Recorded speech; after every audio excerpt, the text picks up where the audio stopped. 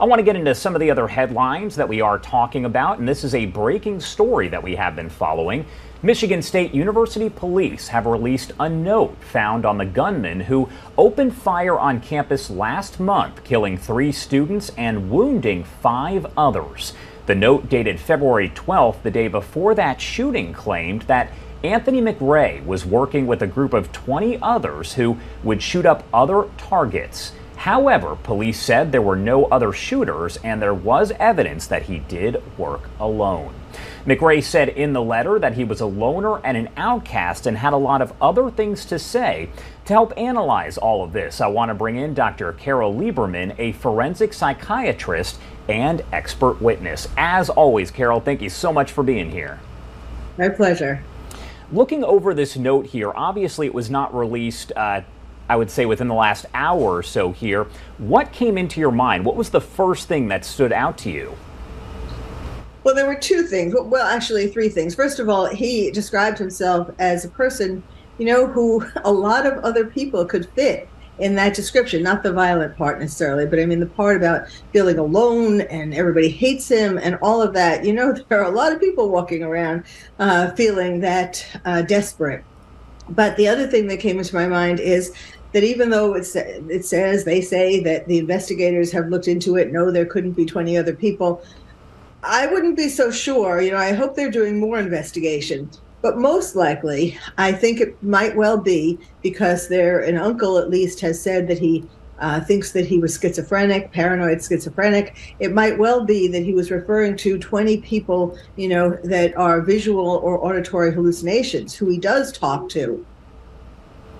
And what's interesting in a case like this, unfortunately, we may never get answers, mostly because obviously, the shooter there is not alive. This note was found on him after he was located by police there. So there's a lot of unknowns. And honestly, in a case like this, we may just never get the answers that we're looking for. Yes. And it doesn't mean just because there weren't people who did anything, since this shooting a month or so ago, it doesn't mean that they're not planning it down the road. But I really do think it probably more, I hope it's more a figment of his imagination. The most interesting, the note is very interesting, and clearly he knew. I mean, he wrote this note on purpose, knowing that they would find it when they shot him. He was looking for suicide by cop. When he walked away nonchalantly from this, and of course they eventually found him because they identified his clothes and what he looked like and so on. He wasn't trying to run away. But key thing, and not a surprise, when I was looking into this, I was looking through a whole bunch of articles and so on. It turns out, lo and behold, that first of all, this all started after his mother died. He was a mama's boy, and his father said that when his mother died a few years ago from a stroke suddenly, that is when he quit his job and he stayed home playing violent video games. That is the key.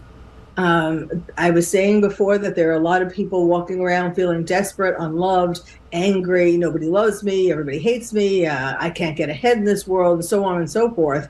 And then if they stay home and they play a lot of violent video games, decades of research has shown that violent video games, the more violent media you consume, the more aggressive you become. And so you take someone like this, it is typically people who are sort of outcast because they're the ones who are at home having a lot of time to play these violent video games. Then, lo and behold, he gets a gun. And it was very much like a video game. He's shooting, walking down the street and shooting people. It was like he was playing a video game. In your experience, are you surprised that MSU police went and actually released not just the contents of the note, but the note itself? I don't know. I mean, I guess that perhaps they're trying to give an explanation for why they shot him, or why he was looking for suicide by cop. It is personal, but nowadays people are releasing all kinds of things.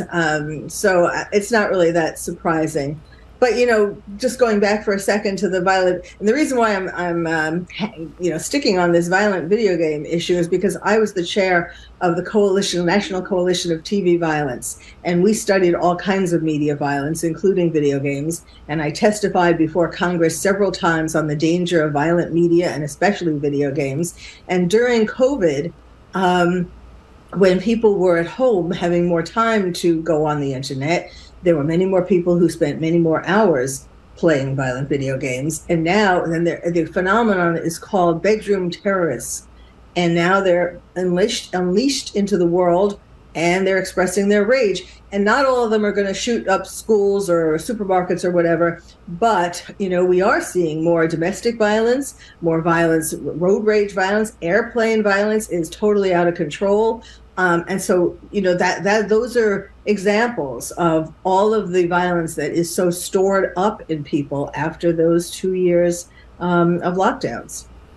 So do you think that during the lockdown, obviously we're talking, several months, in some cases more than a year for some people, that people were, I guess, playing video games or were just in general becoming more loners? They spent a lot of time by themselves. You saw people's wheels turning there.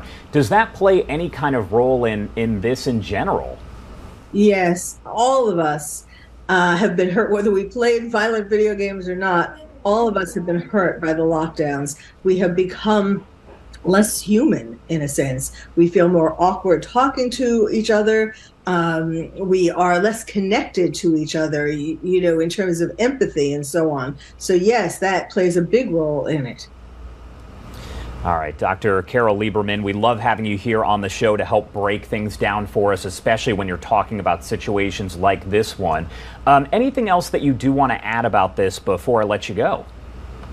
Well, just that, it really kind of shows that we should all make a little more effort to be kinder to each other, because you don't know what someone is feeling. And really, it doesn't take any money. It doesn't take time. A smile even would really help a lot. All right. Thank you again for taking the time to talk to us. Have a good rest of your day. Thank you. You too. And I do want to note, of course, that police did say the motive still remains under investigation. Not a lot of information has been released. Again, he is suspected of killing 3 students there on campus and wounding 5 others. As we get more information on this, we will bring it to you live, raw, and unfiltered right here on Live Now from Fox.